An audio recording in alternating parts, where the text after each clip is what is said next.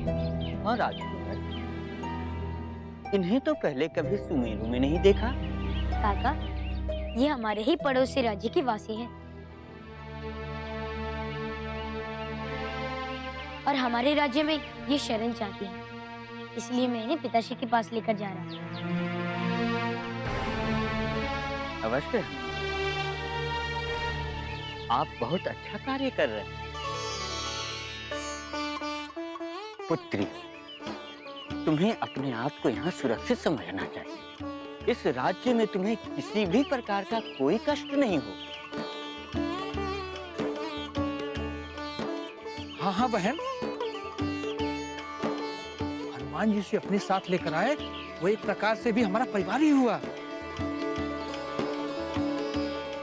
तुम निश्चिंत रहो और हो कोई कार्य मुझे स्मरण करना। हाँ बहन, सुमेरु को अपना ही घर समझो। आप जैसे जन पाकर मैं धन्य हो गई। मैं भी आप लोगों को वचन देती हूँ कि मेरे कारण आप लोगों को कभी भी कोई कष्ट नहीं होगा। अब पिताश्री से आज्ञा ले आए। अवश्य। प्रणाम प्रणाम। प्रणाम प्रणाम कर। चलिए, ध्यान।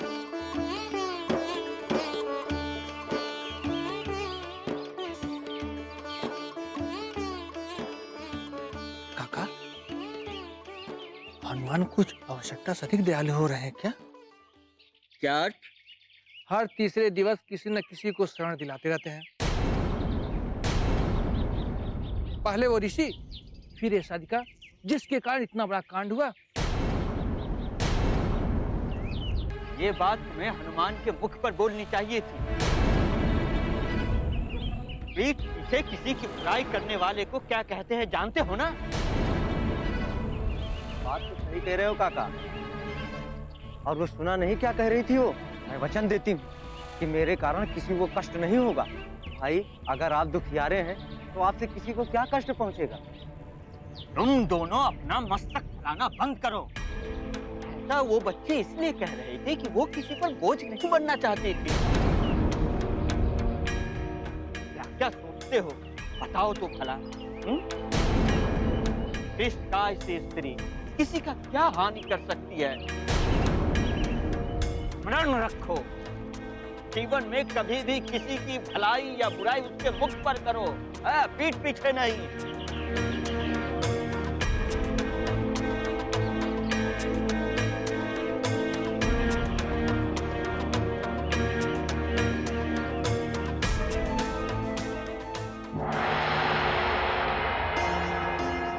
माँ, आ गए पुत्र। देखिए, मैं आपके लिए तुंगभद्री के पत्तों से लेप बनाकर लेकर आया। मैं आपको लगा देता हूँ।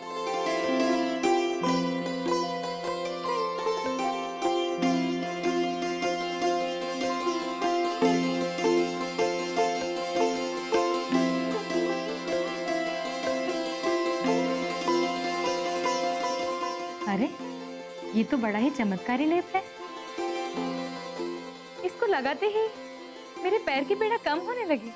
हाँ माते, मैंने कहा था ना, ये बहुत ही अच्छा लेप है। किंतु इससे भी अधिक ये औषधि इसलिए कार्य कर रही है क्योंकि मेरा पुत्र इसे मेरे लिए बनाकर लाया है। मेरी पीड़ा तुम्हारे प्रेम के कारण ज्यादा और इस लेप के कारण कम हो रही। अरे क्या हुआ करमदास, इतनी हड़बड़ी में कहाँ से आ रहे हो? और इतनी देर तुम्हें आज कैसे हो गई? अरे कुछ मत पूछो भैया, आज जो कुछ भी मैं सुन करके आ रहा हूँ, अगर तुम सब लोगों ने भी वो सुना होता तो तुम भी चिंता कर रहे होते।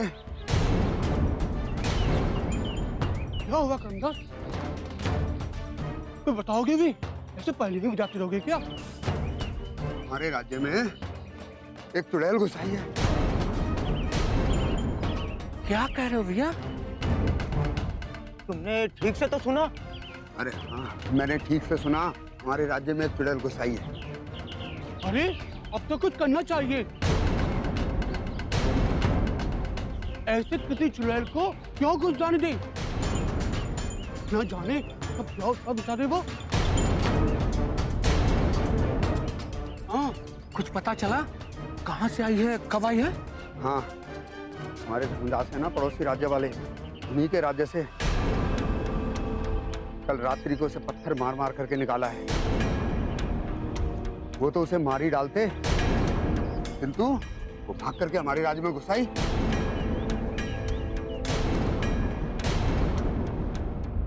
माते, आपको पता है जिस प्रकार आपके चरणों की पीड़ा इस औषधि के कारण ठीक हो रही है, उसी प्रकार इसी औषधि की खोज में आज वन में मेरी एक मन की पीड़ा भी शांत हो गई। अच्छा, जरा मैं भी तो सुनूं कि ऐसी कौन सी मेरे पुत्र के मन की पीड़ा थी जिसका उपाय वन में जाके मिल गया? माते, वो उस डाकू का परिवार था ना, जिसके विषय में मैं सदैव चिंतित रहता था। माते, वही डाकू जो भूलवश मुझसे मारा गया। हाँ? माते, उनकी बहन मुझे आज ही वन में मूर्छित मिली। मैंने उनके पास जाकर देखा, उन्होंने बताया कि उन्हीं के राज्य कीर्तिपुर वालों ने उन्हें अपने राज्य से बाहर निकाल दिया।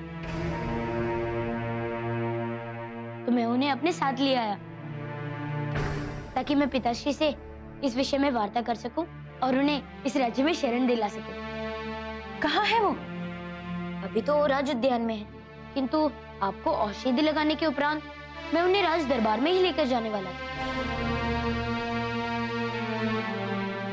अब इलाज पूर्ण हुआ, मुझे आज्ञा दीजिए। ठीक है। अपना ध्यान रखिएगा।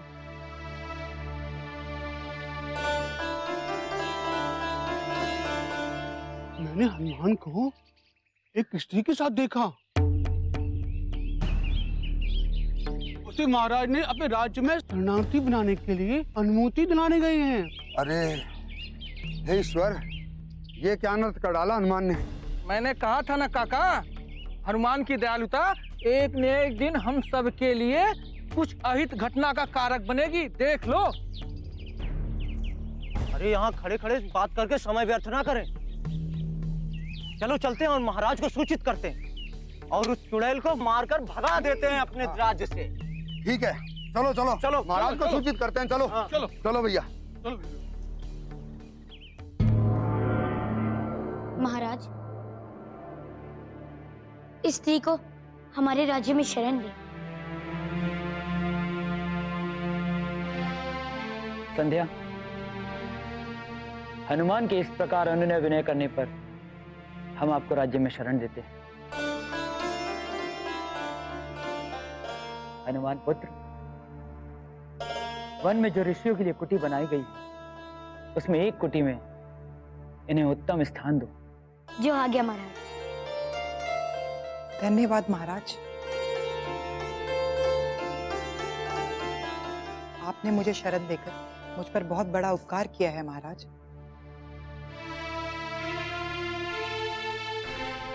ये उपकार नहीं महाराज, आप अनर्थ कर रहे हैं।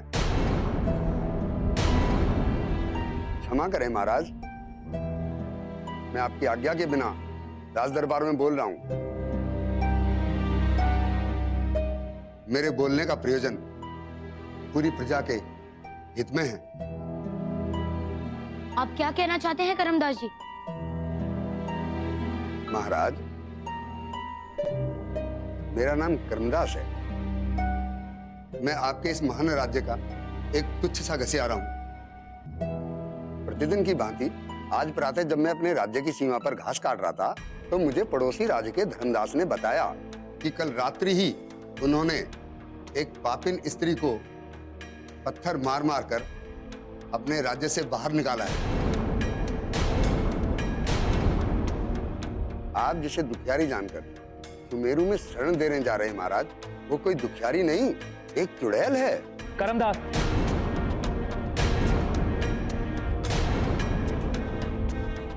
किसी स्त्री पर इतना घिनौना अभियोग लगाने से पूर्व जांच कर लो इस अभियोग में कुछ सत्यता है या नहीं। हाँ महाराज, मैं भली भांति जानता हूं कि मैं क्या बोल रहा हूं,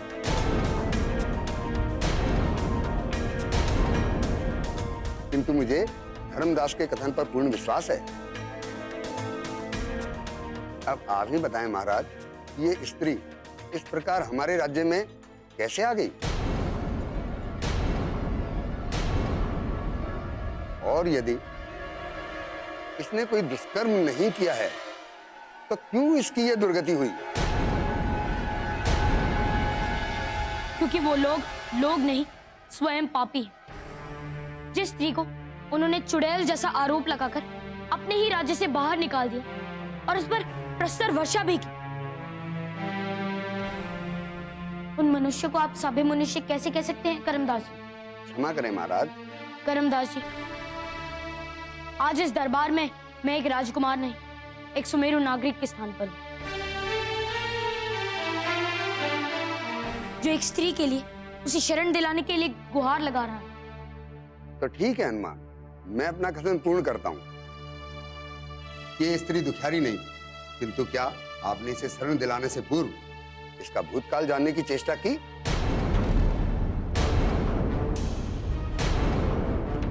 नहीं महाराज, एक बार भी नहीं की।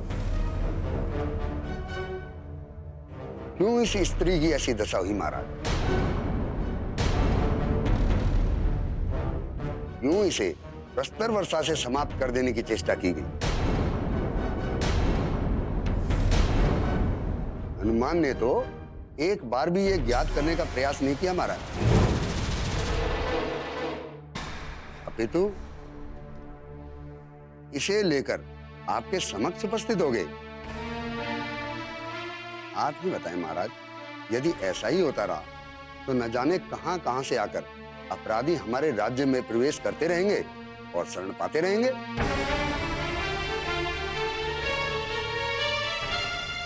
हनुमान, क्या करमदास जो कह रहे हैं उसमें कोई सत्यता या तर्क का भान होता है? महाराज, तर्क तो सही है, किंतु किसी की सत्यता तो तभी जानी जाती है ना जब हम उस मनुष्य को अच्छे से जान ले। क्या हमने स्त्री को जानने का अवसर दिया? आपको क्या कहना है करमदास?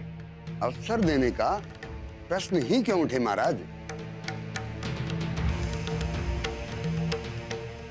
जब साक्ष्य सामने हो तो प्रमाण की आवश्यकता ही क्या? इसकी ये दयनीय दशा, इसके सूख चुके घाव मात्र यही इंगित करते हैं महाराज कि इसे जहां से भी निकाला गया था वहां इसके बारे में कोई अच्छे विचार नहीं रखता था।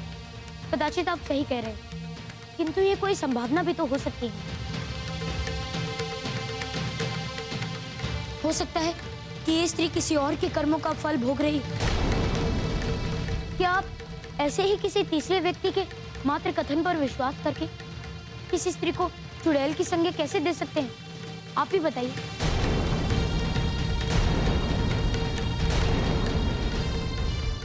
महाराज, मैं करमदास जी से सहमत नहीं और ना ही उनके द्वारा लगाए गए किसी भी आरोप से। मत हो हनुमान, किंतु मेरा हृदय कहता है कि मेरे मित्र धर्मदास ने जो कहा है वही बात सत्य है। करमदास जी, कदाचित आप भूल रहे हैं कि ये राज दरबार है और यहाँ केवल नीति और तर्क की ही वार्ता होती है। हृदय तो मेरा भी कहता है कि ये स्त्री बिल्कुल निर्दोष है।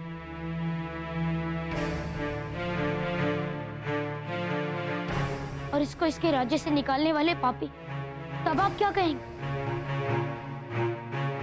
महाराज, एक असहाय, निर्बल और घायल स्त्री को शरण देना तब तक न्याय संगत है जब तक उसके विरुद्ध कोई प्रमाण नहीं मिल जाता। आपका तर्क सत्य है हनुमान। करमदास, न्याय के इस प्रांगण में तर्क और नीति यही कहती है कि इस स्त्री को यहां पर शरण दिया जाए। किंतु महाराज, नहीं करमदास, इस स्त्री के विरुद्ध अभी तक कोई भी प्रमाण नहीं मिला है।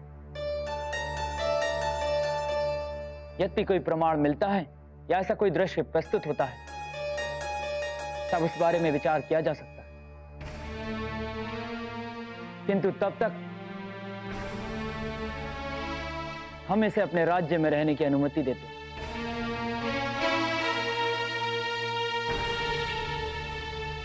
और हाँ करमदास, आपको एक चेतावनी और देना चाहता हूं मैं। आज्ञा महाराज। जब तक संध्या के विरुद्ध कोई प्रमाण नहीं मिलता, आप या आप सभी संध्या के विषय में किसी से भी किसी भी प्रकार की व्यर्थ वार्ता नहीं करेंगे। इससे ना तो केवल एक स्त्री का निरादर होता है, अपितु प्रजाजनों में भी अराजकता फैलती है। जो आज्ञा महाराज। किंतु महाराज, मेरा एक प्रश्न है।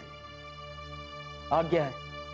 यदि इस स्त्री के कारण राज्य पर कोई संकट आया तो? आप निश्चिंत रहिए करमदास जी। जो बर्ताव एक अपराधी के साथ किया जाता है, वही इनके साथ भी किया जाएगा। ठीक है हनुमान, मैं आपके कहे हुए वाक्य का स्मरण रखूंगा। अब आज्ञा दें। आज्ञा दें महाराज। आज्ञा है।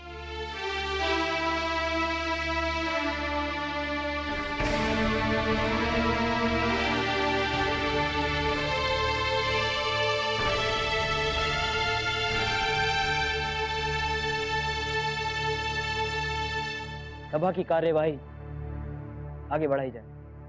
महाराज, तो क्या मैं इस स्त्री को इनके कोटे तक छोड़ाऊं?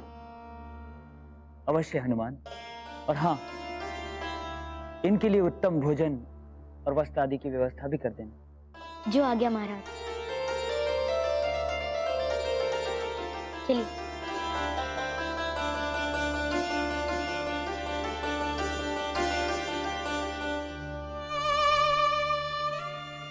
आप सचमुच महान राजा है महाराज। मेरा जीवन धन्य हो गया आपके राज्य में शरण पाकर। मैं कभी भी आपको किसी परिवाद का अवसर नहीं दूंगी महाराज। अरे अरे, ये तो मेरा कर्तव्य था। आप चिंतित ना हो, लोगों की बातों पर ध्यान न दें। सर्वप्रथम आप अपने स्वास्थ्य पर ध्यान दें। हनुमान, इन्हें लेकर जाओ। जो आज्ञा महाराज।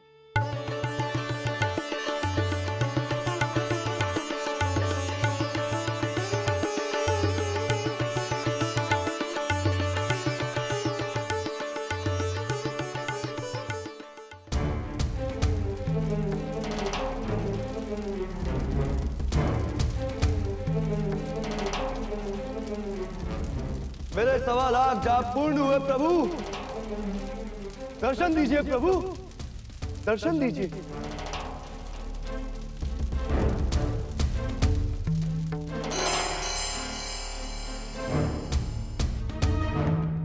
तो आप मेरे कठोर तप से भी प्रसन्न नहीं हुए महादेव?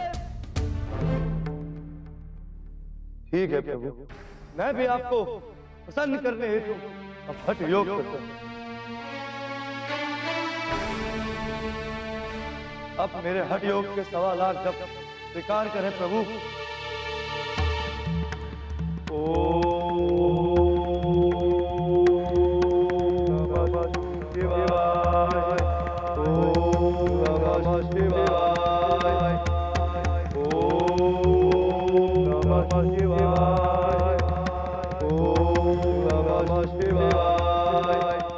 ये देखिए प्रभु, रुद्रकेतु ने अपना हठ योग हरण कर दिया है।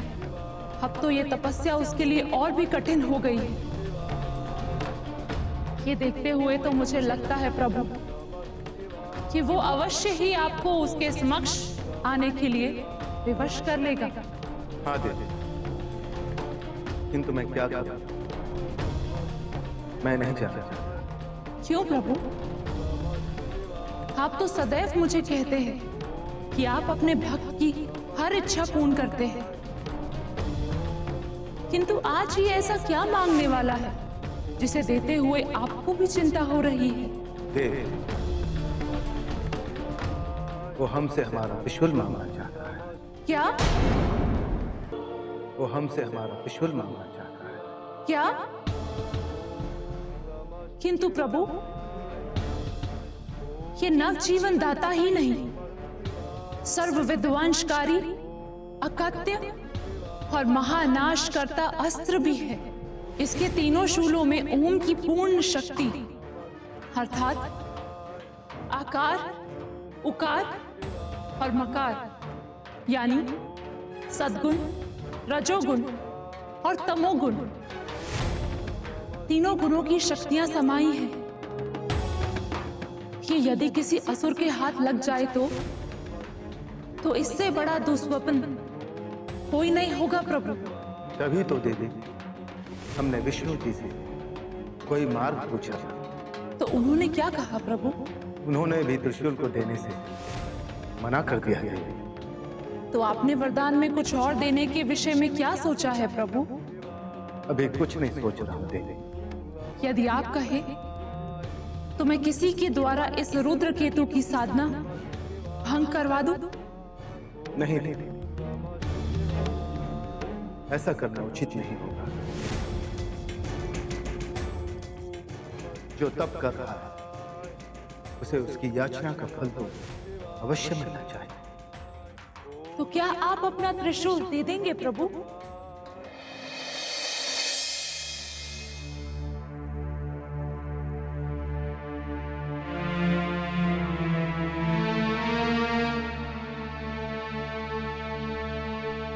संध्या जी, ये लीजिए।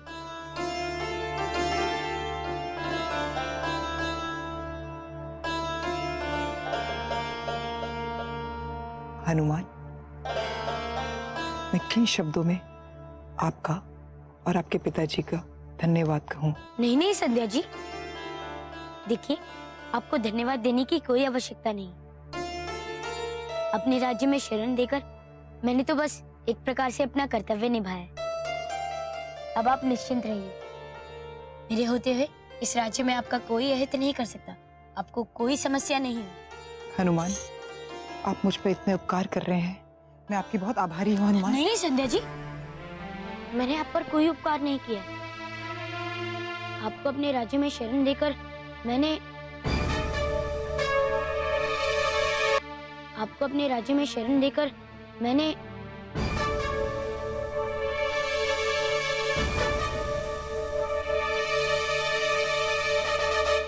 छोड़िए संध्या जी, अब मैं चलता हूँ। कल पुनः आपसे भेंट करने आऊंगा। प्रणाम।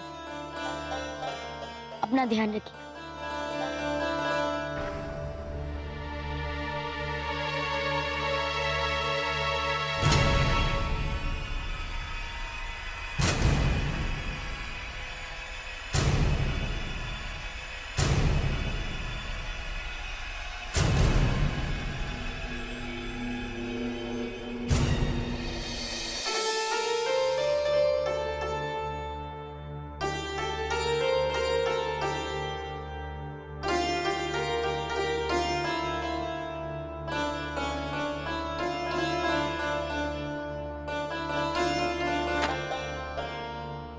क्या हुआ नाथ?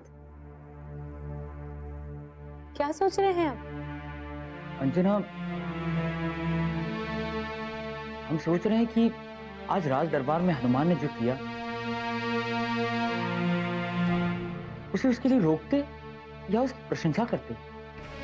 नाथ, हनुमान ने पहले राधिका को शरण दिलवाई और उसका क्या परिणाम हुआ ये तो हम सब जानते ही। मैं तो ये सोचकर चिंतित हूँ कि कहीं ऐसा होना हो गया तो क्या होगा। किंतु अंजना, किसी को शरण देना तो धर्म का कार्य है। किंतु स्वामी, हमारी प्रजा जो कह रही है उस बात की सत्यता का पता लगाना भी तो आपका कर्तव्य है। आप ठीक कह रही हैं महारानी, किंतु हनुमान के तर्क के आगे हम क्या कहते हैं? और वैसे भी उस स्त्री संध्या के विरुद्ध कोई भी प्रमाण नहीं आया। तो क्या हम उस दिवस तक प्रतीक्षा करते रहे स्वामी? हाँ जन, मान लो यदि उस स्त्री का कोई दोष ही ना हो और उस पर मिथ्या आरोप लगाकर उसे कीर्तिपुर से बाहर निकाल दिया गया हो, तो पर ऐसी अवस्था में हम भी उसे अपने राज्य से बाहर कर दें तो हमारे न्याय पर ही प्रश्न चिन्ह होगा। स्वामी, यदि आप कहें तो मैं इस विषय में हनुमान से बात करके उन्हें आगे से ऐसे कार्य ना करने के लिए समझाऊं। अवश्य महारानी, अवश्य। आज प्रथम बार मैंने प्रजा के नेत्रों में रोष देखा है। कहीं ऐसा ना हो कि वो विरोध करता है। मैं हनुमान से बात करती हूँ स्वामी, और उन्हें समझाती हूँ कि वो संध्या को राज्य के बाहर जाने दे। नहीं अंजना, हनुमान नहीं मानेंगे। मैंने हनुमान के नेत्रों में उस स्त्री संध्या के लिए पीड़ा देखी है। ये आप क्या कह रहे हैं स्वामी? मेरा पुत्र और मेरी बात न माने, ऐसा कदापि नहीं हो सकता। मैं हनुमान से अभी जाकर बात करती हूँ।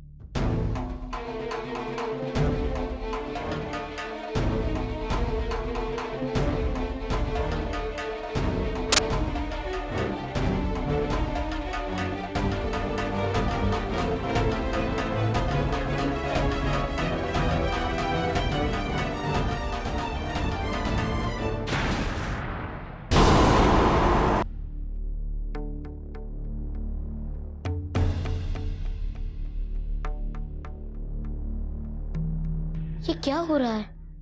लोग संध्या दीदी के विरुद्ध ऐसी बातें क्यों कर रहे हैं? कुछ समझ नहीं आ रहा।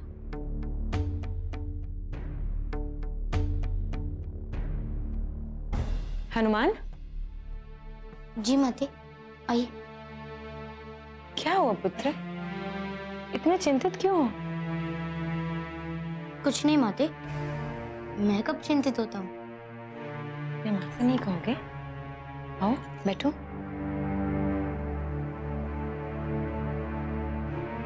बैठो। क्या हुआ पुत्र? अपनी माँ को नहीं बताओगे? माँ, मैं संध्या दीदी के विषय में सोच रहा था। सब लोग उनके विरुद्ध बातें कर रहे हैं, मुझे अच्छा नहीं लग रहा माते। एक बात कहूँ पुत्र, तुम अन्यथा तो नहीं लोगे? नहीं नहीं माते, आपकी तो सभी बातें मेरे लिए सदैव ब्रह्म वाक्य रहेंगी। आपकी बातें मेरे लिए अन्यथा कैसे हो सकती हैं? कही, निसंकोच कही। उस स्त्री को राज्य से जाने दो।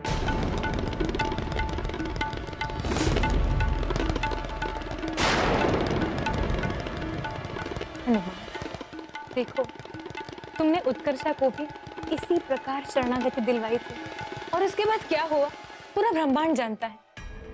मैं नहीं चाहती कि मेरा पुत्र फिर से तनाव में रहे। जिस स्त्री को उसके राज्य के लोगों ने ही निकाल दिया हो, उसे हम क्यों रखें?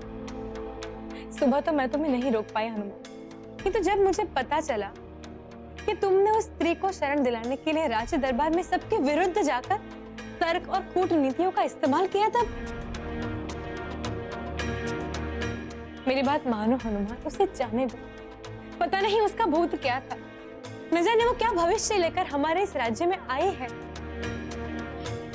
उसे जाने दो हनुमान, उसे जाने दो। कहीं ऐसा ना हो कि जो राज्यवासी तुम्हें सम्मान दे रहे हैं, वो उस स्त्री के कारण तुम्हारे विरुद्ध खड़े हो जाए।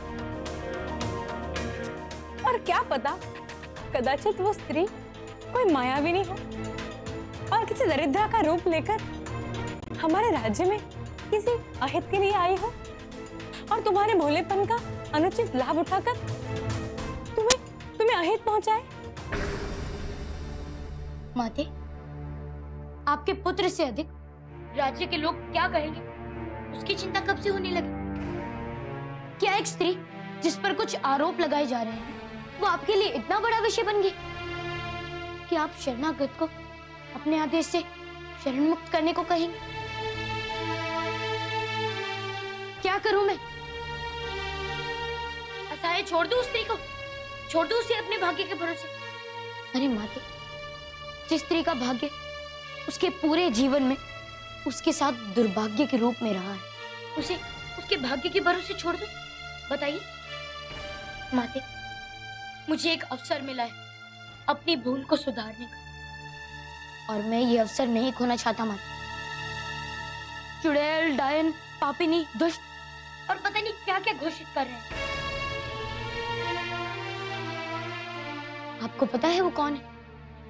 माते, वो उसी डाकू की बहन है जो मेरी भूल के कारण मारा गया।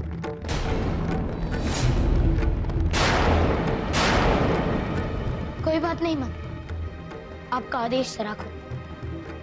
यदि आप यही चाहती हैं तो ठीक है, मैं अभी जाकर संध्या दीदी का हाथ पकड़कर इस राज्य, इस देश से उन्हें बाहर निकाल देता हूँ। हनुमान, नहीं, मुझे क्षमा कर दो पुत्र, मुझे क्षमा कर दो। मैं चिंतित थी कि न जाने क्या होगा, किंतु मैंने तुम्हारी भावनाओं को नहीं समझा। मुझे क्षमा कर दो। नहीं माता, आप क्यों क्षमा मांग रही हैं? आपको क्षमा मांगने की कोई आवश्यकता नहीं। क्षमा तो उन्हें मांगनी चाहिए जो एक निरपराध स्त्री पर इस प्रकार आरोपों की वर्षा कर रहे हैं। उनका निरादर, उनका अपमान कर रहे हैं।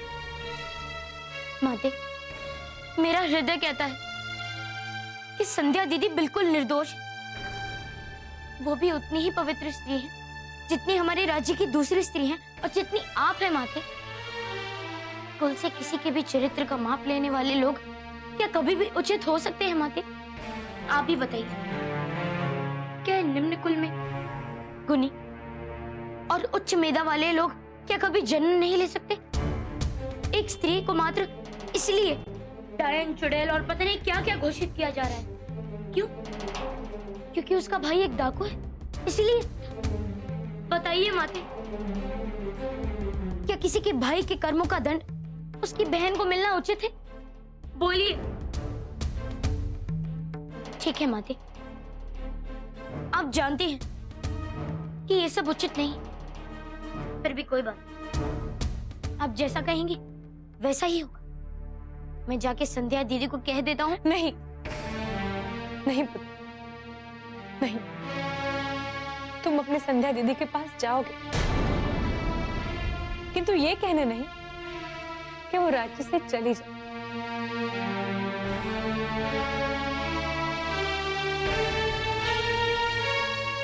किंतु मेरी ओर से ये फल भेंट और क्षमा के रूप में देने के लिए।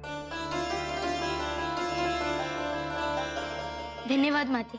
जाओ पुत्र, जाओ और अपनी संध्या दीदी से कहो कि ये फल मेरी ओर से भेंट और क्षमा के रूप में स्वीकार करें, और उन्हें कहो कि कल मुझे आकर मिले। और हाँ, दासी माँ से कहकर कुछ वस्त्र भी उनके लिए ले जाना। जी जी माते।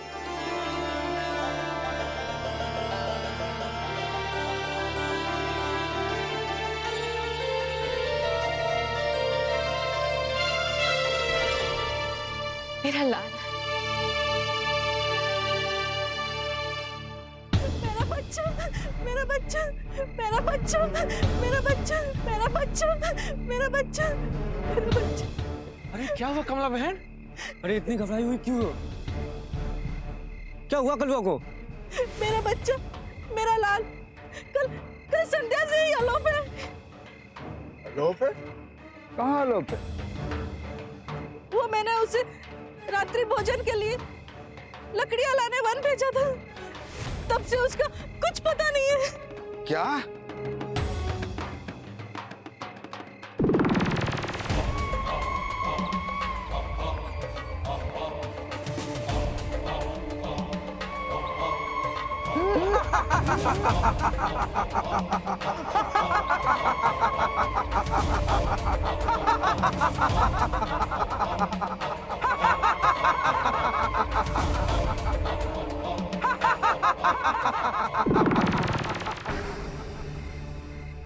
क्या हुआ करमदास?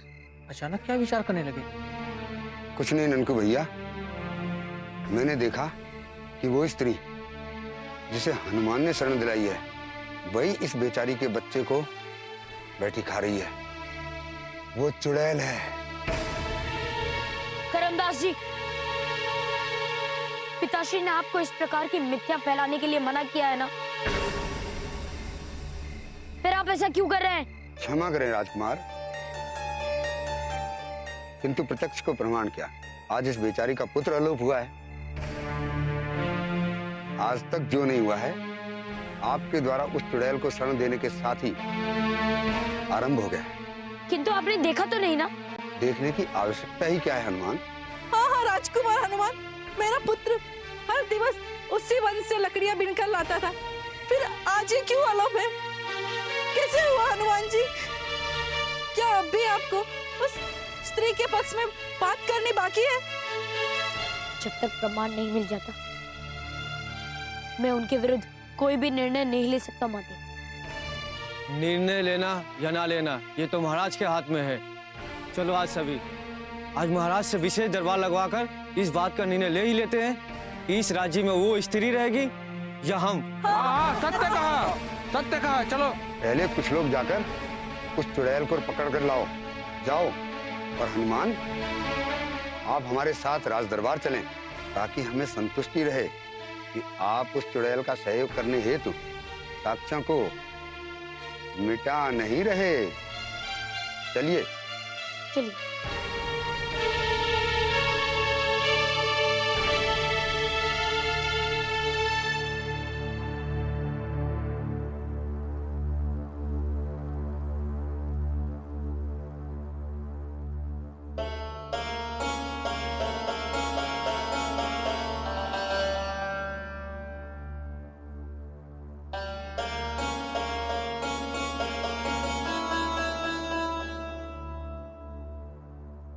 अंजना, हनुमान से आपकी बात हुई? हाँ स्वामी, और मैं ये जानकर अति विस्मित भी हूँ कि हनुमान उस स्त्री का सहयोग क्यों कर रहे हैं। क्या बात है अंजना? अंजना,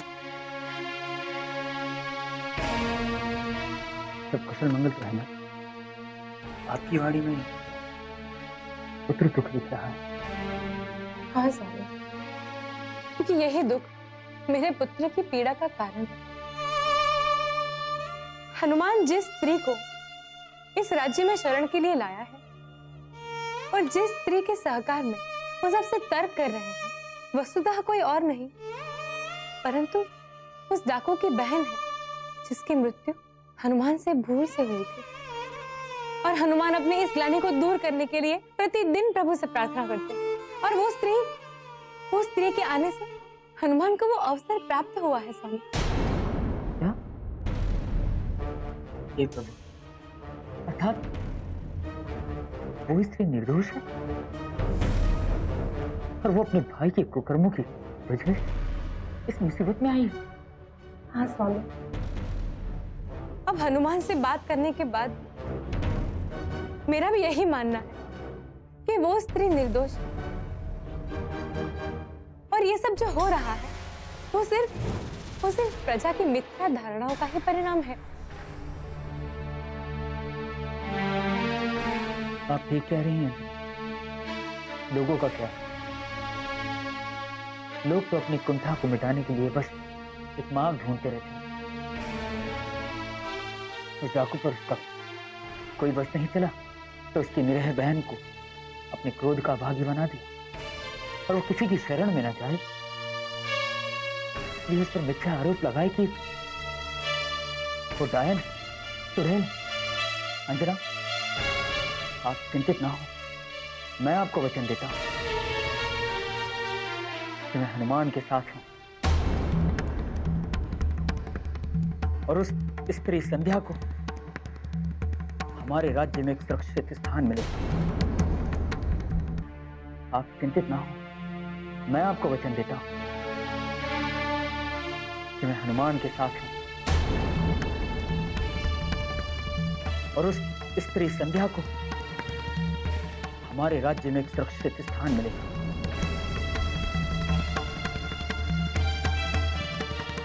किंतु महाराज, ये आप प्रजा को कैसे समझाएंगे?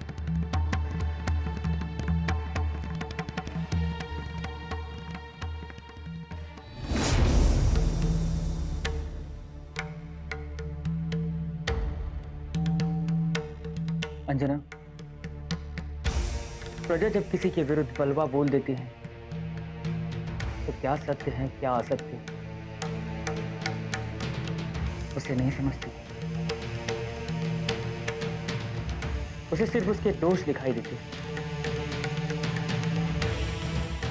अंजना, मैं प्रयास करूंगा हम सारी सुमेरु की जनता को संध्या के उस सच से अवगत कराएं। पर आप जानते हैं कि राज्य के कुछ नियम होते हैं और प्रजा का निर्णय हमारे लिए मान्य होता है। मैं उस स्थिति को लेकर चिंतित हूं अंजना। यद्यपि मान लो मैंने जनता को उस सच के बारे में बताया और उन्होंने सच को मानने से मना कर दिया और मुझ पर उसे राज्य से निकालने का दबाव डाला। तो अंजना ऐसी स्थिति में ना चाहते हुए भी मैं कुछ नहीं कर सकूंगा और मुझे संध्या को राज्य से निष्कासित करना होगा। तो अंजना ऐसी स्थिति में ना चाहते हुए भी मैं कुछ नहीं कर सकूंगा और मुझे संध्या को राज्य से निष्कासित करना होगा। परंतु स्वामी, इन परिस्थितियों में हनुमान पे क्या प्रभाव पड़ेगा, ये आपने सोचा है? हम जानते हैं अंजना, और यही हमारा चिंता का मुख्य विषय है अभी। अंजना, हम जानते हैं हनुमान बहुत समझदार है और हमने संध्या को जो कठोर निर्णय सुनाए हैं, हनुमान समझ जाएंगे कि ये हमने प्रजा की भलाई के लिए की है, इसमें मेरी कोई मंशा नहीं और वो हमें क्षमा कर देगा। बस अभी तो मैं इस बात को लेकर चिंतित हूं और ईश्वर से प्रार्थना करता हूं प्रजाजनों में जो संध्या को लेकर असंतुष्टियां फैली हुई हैं, कहीं इसका संध्या पर बुरा प्रभाव ना पड़े।